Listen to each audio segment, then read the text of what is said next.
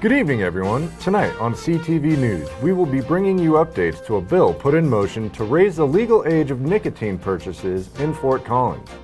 Then, we will tell you about a series of thefts occurring around Fort Collins and get people's reactions to the snow and how they thought the city handled plowing.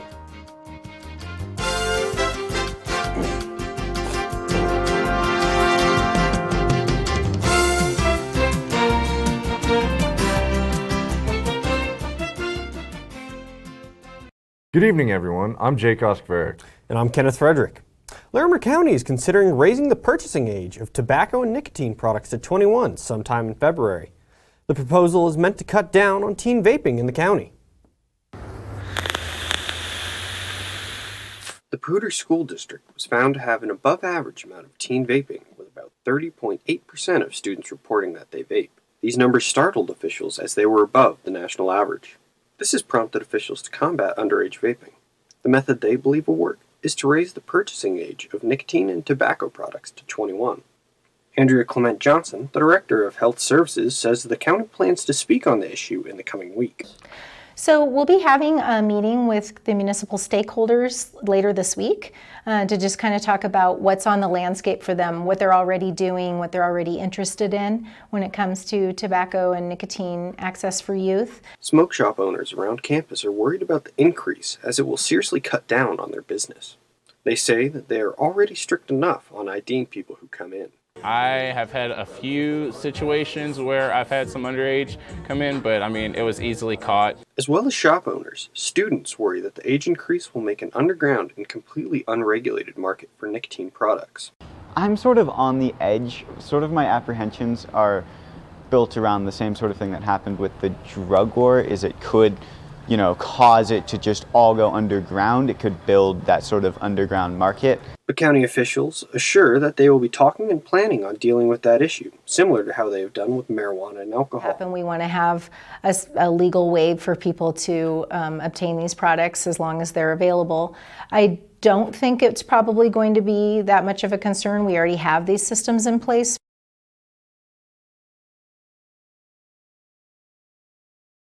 As the story surrounding the increase of the purchasing age continues, you can find out more at larimer.org/policies/tobacco. Winter storms disrupted the relative peace of our roads last week, and the snowplows went out to combat the ice on our busy streets.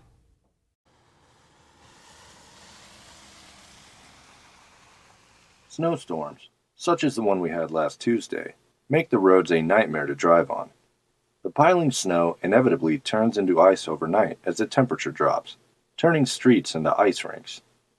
I have seen the conditions of the roads driving around with some friends, and certainly there's a lot of snow up here right now, and so I certainly think we could stand to have a better system in place.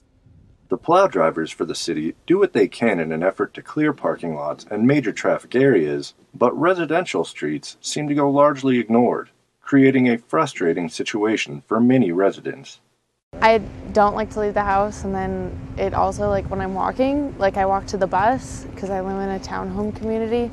I could slip because there's ice everywhere because I don't actually plow it, so it's just sheets of ice, so it's inconvenient. I feel like there can always be more efficiency and a better system, and roads always need improvement, and how we take care of them and deal with them always need improvement, especially to prevent potholes and stuff. It is important for us to remember as citizens in Fort Collins that while the snowplows are vital to our snow removal, we can all also do our part to try and clear sidewalks and driveways.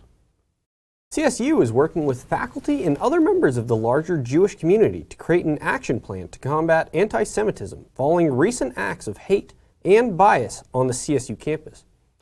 Magdalena of One Health Institute and Caroline Aronis, a communications facility member at CSU, have led the charge with the action plan in hopes to educate people in order to prevent future acts of hate and bias from happening at CSU. Aronis said this about the action plan. The purpose of the action plan is to set an actual suggestion for the university to adopt in order to cope with current anti-Semitism on the campus and to prevent future incidents. Fort Collins Police released a statement saying there were thefts that took place at the Fort Collins Senior Center and Adora Pool Ice Center, where the CSU hockey teams play. In both cases, an unknown male suspect entered the men's locker room stealing personal items from people's lockers, including credit cards that were later used at local retail stores. Surveillance footage from both incidents shows a man and a woman were involved in the incidents. They were associated with two vehicles, a light-colored minivan and a Ford Super Duty truck. Anyone with any information on this is encouraged to contact CSU Police. Dennis Ojima, a professor in the CSU Department of Ecosystem Science and Sustainability, was named the president of the Ecological Society of America. The ESA is an organization of ecological scientists in charge of publishing peer-reviewed journals, as well as resources for other people to use. Ojima said this about being awarded the position. It is a really great honor. I've been part of the Ecological Society of America since I was a graduate student at CSU. They've been super supportive of the ecological research, so to be elected as president really is quite an honor and a treat. Ojima received his PhD from CSU in 1987 and returned as faculty in 1999. With final season coming up and increased levels of stress, students are more susceptible to illness around this time of year. Trending similarly as it has in the past few years, the CSU Health Network has seen an increase in the amount of flu vaccines it has given in the past year. The Health Network offers all students flu shots and has given out over 2,800 shots this academic year, an 11% increase from last year. Students can learn more about immunizations on the CSU Health Network website. The CSU bus is operating again for the 2019-2020 school year, this time with even more trips for students and faculty. The bus offers 13 round trips to 7 different ski resorts for students and now faculty as well. The bus seats 42 students and 12 faculty, and both can purchase one ticket for people not affiliated with CSU. Tickets cost $30 for faculty and $20 for students. After 50 years of operation at its College Avenue location, Mellow Yellow Smoke Shop will close its doors for good on the first of the year. Following an owner transition, the store will move all of its inventory to the Greeley Mellow Yellow location. The new owner cited a population and business increase in the area as a reason for moving the location. When the store opened, Fort Collins had a population of 43,000 compared to the current 165,000 people living here. Old Town Fort Collins can be a pretty busy place this time of year, and parking around the area can be difficult. Patrons traveling downtown on the weekends can worry less about this now that the city has expanded free parking to include Saturdays in all Old Town garages, in addition to the free parking offered on Sundays and holidays. The garages included will be in the Old Town Garage located at 100 Remington Street, Firehouse Alley Garage at 160 Chestnut Street, and the Civic Center Garage at Mason and LaPorte. Well, one person I really hope can manage to find a parking spot this year is Santa. It's that time of year, that's right, Jake. And I heard you actually do something, from my understanding, for Santa's friends. You know, every year since I was a little kid, I used to put glitter in oatmeal and leave it out on the driveway as reindeer food, so that way the reindeer knew exactly where to land. Did you ever do anything like that? I've never heard of that. That's my first first time hearing. Seriously, about that just as me, well. guys? I never heard of anything like that. But it is that time of year, and I'm sure most of you have heard the song, Santa Claus is Coming to Town. And well, I found this to be very true this past weekend. Santa and his friends will be around Fort Collins a lot this December. Fort Collins takes on Black Friday weekend with a few special guests. Christmas! The Bath Garden and Nursery welcomes Santa and 2 of his real-live reindeer. So we have Santa come in, he's going to be here for 3 weekends, and then we have the reindeer out front too. They're brought down from a farm in Wyoming. And so yeah, we just have like all the kids lined up. We have hot cider, popcorn, and so it's just a really fun family event, you know, very festive, and just kind of gets everybody in the mood for Christmas and stuff. So. The Fort Collins community has learned to love the idea of this annual event. we've been doing this event for a really long time, and so a lot of people will like kind of make it a tradition, come in with their family. They've been doing it for years, so I think that's one of the coolest parts is just getting to see people like coming back year after year, and it's cool to be like a part of their tradition too. So I like that about it. The kids love seeing Santa and his reindeers, and the parents love seeing Black Friday deals on the Christmas decorations. If you're a child at heart like me, you too can meet these special guests, and you just need to visit bathgardencenter.com. But don't go anywhere just yet, Rams. I will be back after the break with the last Tuesday entertainment segment for this semester.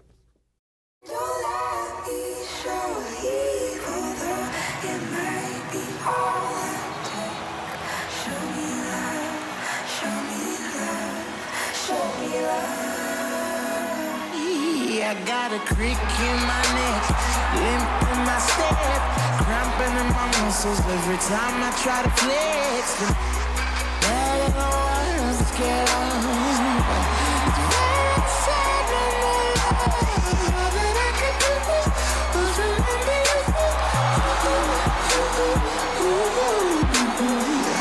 know I usually say no, but if you throw me love, I'll throw it some more.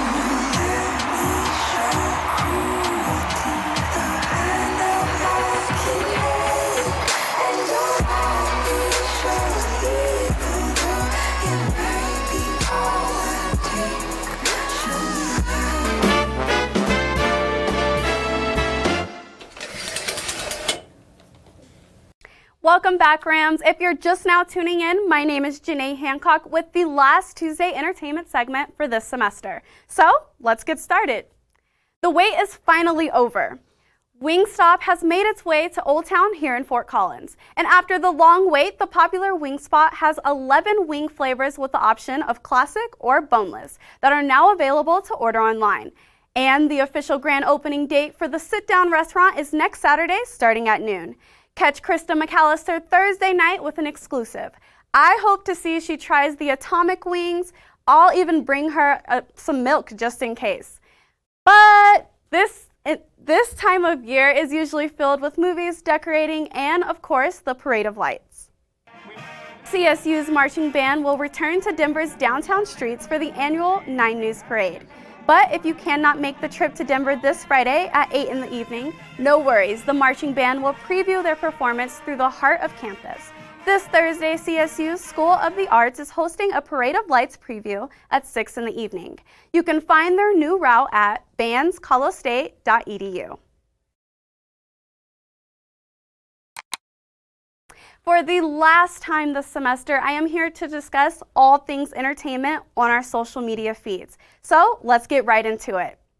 Joe Goldberg will soon be back to stress us all out. Pictures from the second season of the Netflix show You have been released on Instagram. The main character, Joe, has found someone else to be obsessed with. And if you saw the first season, you know this isn't good. He also has a new neighbor who is a curious investigative journalist. Will she find out what happened to Joe's thought-to-be dead ex-girlfriend? I'm stressed just thinking about it. But like most viewers, I am anxious to see what Season 2 has to offer. You two will return to the Netflix screens December 26. And what better way to end What's the Feed this week than to talk about Baby Yoda? The first ever live-action Star Wars series has a breakout star, and that's this little guy right here. Even though viewers still don't know very much about him yet, one thing is clear. The internet can't get enough of the child. He is nonverbal but very expressive on the show and on social media. Memes and videos have surfaced around this new character that really hasn't even officially been named. Viewers have named this character after the unknown alien species, Jedi Master Yoda. Well, you can stay tuned on what's yet to come from this unknown, unnamed character on Disney+. But for now, Rams, that's all I have for you all this semester. Don't go anywhere just yet. Ren Wadsworth has the very last weather forecast for Tuesday up next.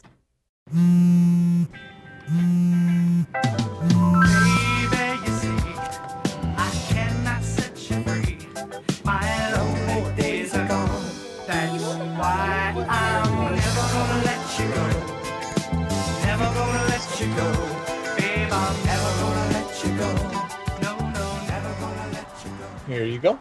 Thank you. Thank you.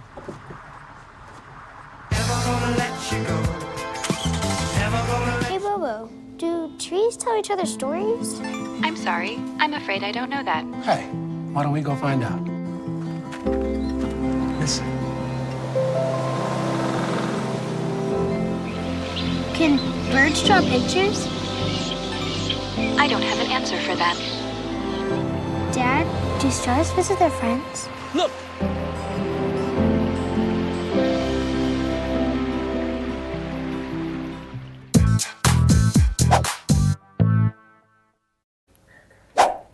Welcome back from the break, Rams. You're going to have another break coming up soon, but before that, let's take a look one last time at your weather forecast with me, Ren Wadsworth, your Tuesday night weather anchor.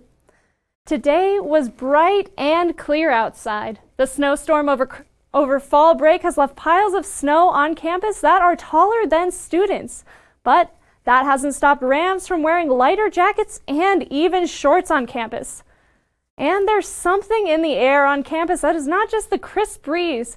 There's a sense of urgency in students as the semester winds down these last weeks, but students have still found enough time to make a new friend at Colorado State University. Taking a look at what the weather is currently, now that the sun has gone down, it is a little bit cooler. At just about 32 degrees going into your night, you can expect no snow and winds at just about 7 miles per hour at south-southwest. The sunset happened at just about 4:32. Taking a look at the lows across the state for today, going down the I-25 corridor, it's going to be 24 degrees tonight in Fort Collins, 30 degrees in Denver, 28 degrees in Colorado Springs, and 30 degrees in Pueblo. Moving over to the mountain side of the state, you can see that it's a little bit cooler than the rest of the state with 13 in Craig and a low in those single digits in Gunnison at 9. Moving on to what tomorrow's going to look like, it's going to look very similar to what it did today. The high is going to be 43, which is only 4 degrees less than it was today, but it's going to feel a little bit cooler because those clouds are going to roll in and there's going to be substantial coverage. The wind's only going to be at 5 miles southwest and there's only a 12% chance of any precipitation. Looking at the highs for tomorrow across the state, you can see that's reflected as well. 43 degrees in Fort Collins, 47 degrees in Denver, and the high across the state is actually going to be in Colorado Springs instead of Pueblo with 52 degrees in Colorado Springs and 47 degrees in Pueblo. The plain side of the state is going to be a little bit warmer than the rest of the state with 50s and 40s in Sterling, Lyman, Burlington, and Lamar. Taking a look at that 5-day forecast, it's going to be 43 degrees once again on Wednesday. Moving on to Thursday, there is a chance of snow, but don't worry, it's only going to happen early in the morning at about 6 a.m., and it's only going to be ½ an inch to an inch.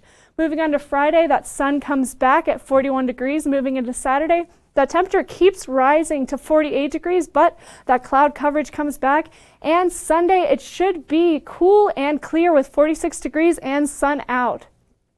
There may not have been rain in your forecast this week, but the volleyball team can expect some as they travel to Seattle.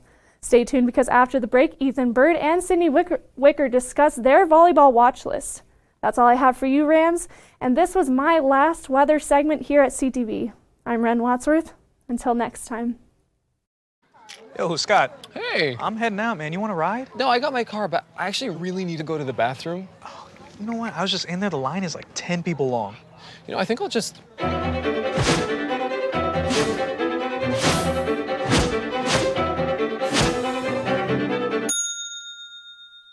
Dude, are you okay? You wouldn't believe what I was just thinking. I am definitely buzzed. Yeah. I think I will take this and I will take that ride home. Smart man.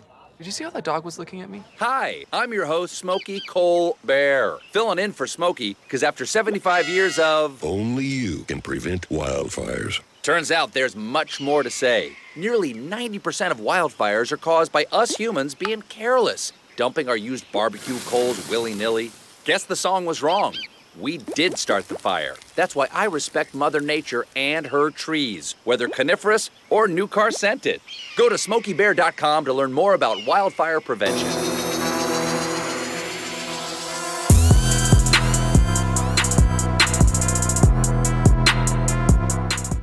Welcome back from the break, Rams, and to the final week of the Red Zone. I'm Ethan Bird. And I'm Sydney Wicker. The now 10th ranked CSU volleyball team is heading to Seattle for the first round of the NCAA volleyball tournament to take on South Carolina. So Ethan, for one last time, who is on your volleyball watch list? Well, taking a look at that South Carolina bench, Michaela Shields is definitely the player to look out for, with 342 kills on the season to a 31.3% hitting percentage. She's a scoring force, and with 416 points on the season, she's the leading scorer for the Gamecocks. But let me just explain this point statistic for a second, because I've realized I've talked about it a lot this year and haven't explained what it means. So points is the cumulative amount of kills, blocks, and service aces that a player has. So basically total offense. And Michaela's got a lot of those, and she's going to look to continue to score more points and get a lot of kills against the Rams. Yeah, absolutely. But going against the Gamecocks, the junior outside hitter Brianna Reynolds is CSU's key in the game against South Carolina. With almost 400 kills on the season, Reynolds is almost impossible to shut down. The only team to contain Reynolds this season was when they hosted Air Force. The Falcons held her to only 6 kills.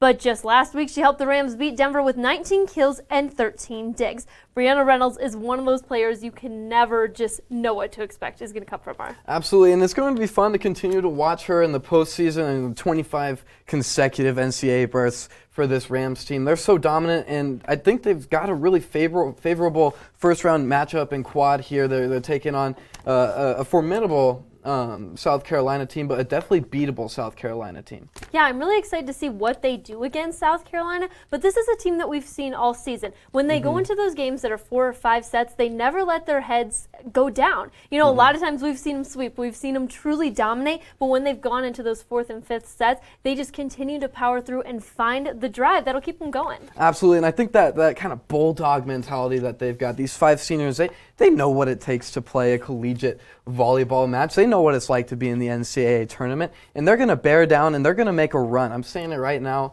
I'm excited to watch this, and our very own Corey Odom will be there for all of that. So CTV Sports will have all of your coverage on the tournament.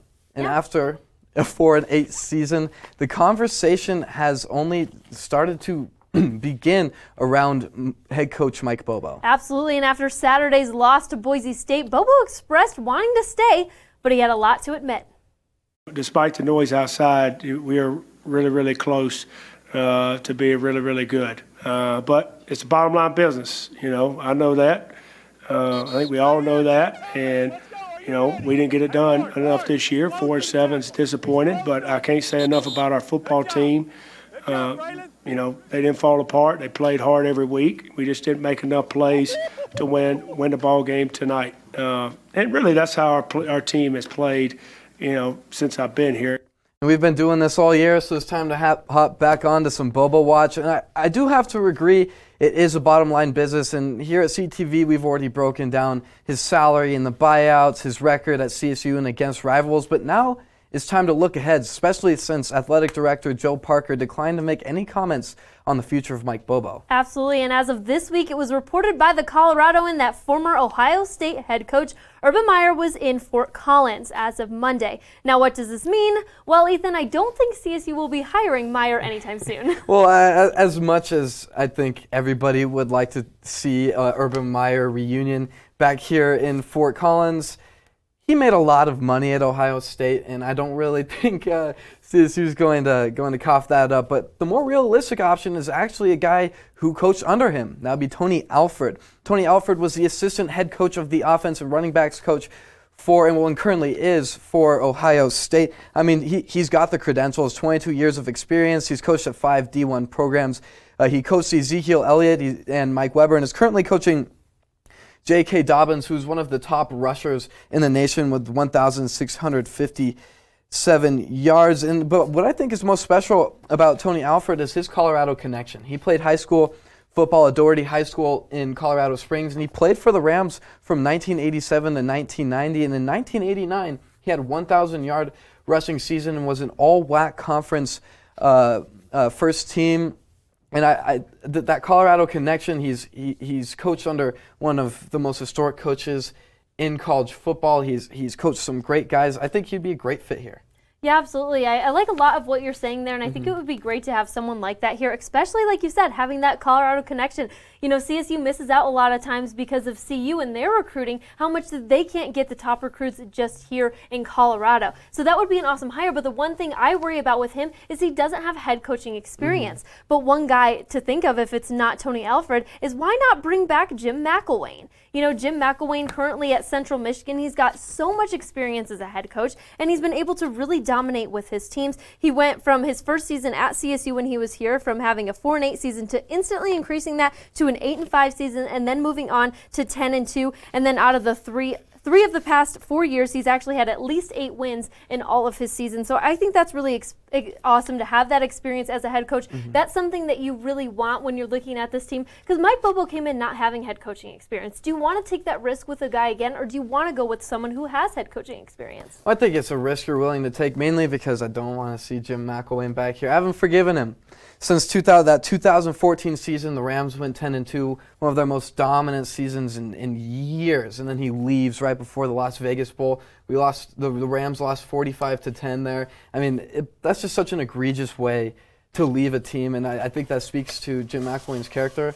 Yeah, he's a great head coach, and he can coach programs, but it's a no from me, dog.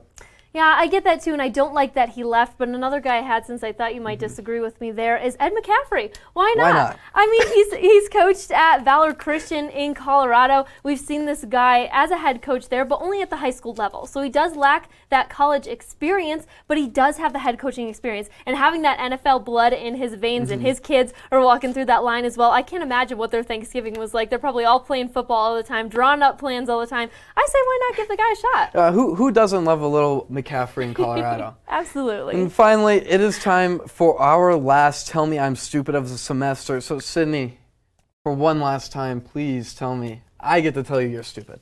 Well, Ethan, tell me I'm stupid, but Michigan deserved to make the most historic jump in college basketball history of the AP in the last 70 years, from being unranked to being ranked number 4 in the nation. Well, Sydney, I before we get into this is how I feel. Can I just say that of all the idiots, in all the idiot villages, in all the idiot worlds, you stand alone, my friend. You absolutely stand alone here. Going from unranked to number 4 in the nation is one of the most disrespectful things I've ever seen. I think that's absolutely, that's just ridiculous. Yeah, they beat UNC, they beat Gonzaga, but I mean, come on, maybe I'd be happy with 15 through 10, but Duke dropped from 1 to 10 basically just to make space for Michigan. I think that's absolutely ridiculous. I mean, they proved that they belong in the top 25, but they definitely didn't prove they belong in the top 5. First of all, I gotta say, if that's the most disrespectful thing you've ever heard, you should try being a woman in the sports industry, because that is complete nonsense. And looking at Michigan, they should have been ranked from the start. Having Juwan Howard come in, they have a lot of returners from their bench. This team is a team that doesn't quit, and they completely proved that when they played UNC and when they also beat Gonzaga. Not only did they beat these teams, they completely dominated them. They dominated UNC by 20 points in 1 point during that game. And then also they did the same thing with Gonzaga, able to control them, slow them down, and make some shots. Now I know they're taking Louisville right now, but that game wasn't looking so good for them. But they have been so hot behind the arc. Maybe number 4 wasn't the spot they should have gone to. But being in the top 25, at least top 10, I think they deserved it, absolutely. But number 4. Number 4, really, heck yeah. Sydney? I mean, Why come on, not? come on. Hey, they gave it to him, and they gave it to them for a reason. They didn't give it to him for a reason. They gave it to him because they got a little excited. This run's going to be forgotten, but something that I definitely won't forget, and a lot of Michigan basketball fans won't forget, was last year's NCAA tournament, that Sweet 16 game where you guys got ran and got dominated by Texas Tech 63-44, but you didn't see Texas Tech went to the national championship. I mean, they proved that they belong there, but you didn't see them jumping up into the top 5 in this year's poll. I mean, come on.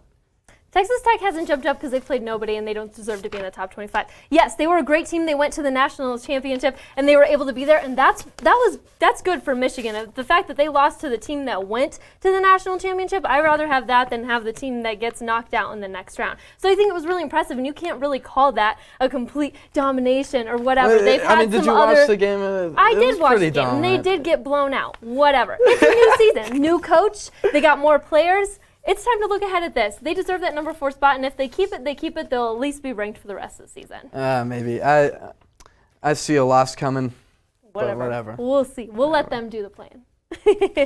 Well, Rams, that's all the time we have for this semester, but the new show will return on Tuesday, January 28th for the new semester. To stay updated on sports until then, be sure to follow us on Twitter and Instagram at sports_CTV. I'm Sydney Wicker. And I'm Ethan Bird, but tune back in tomorrow night for the last episode of Humans of CSU, where Lauren Orcutt, will be sharing stories of students and their international travels. Thank you for supporting us this whole semester. It means more than you know. Have a great night, Rams.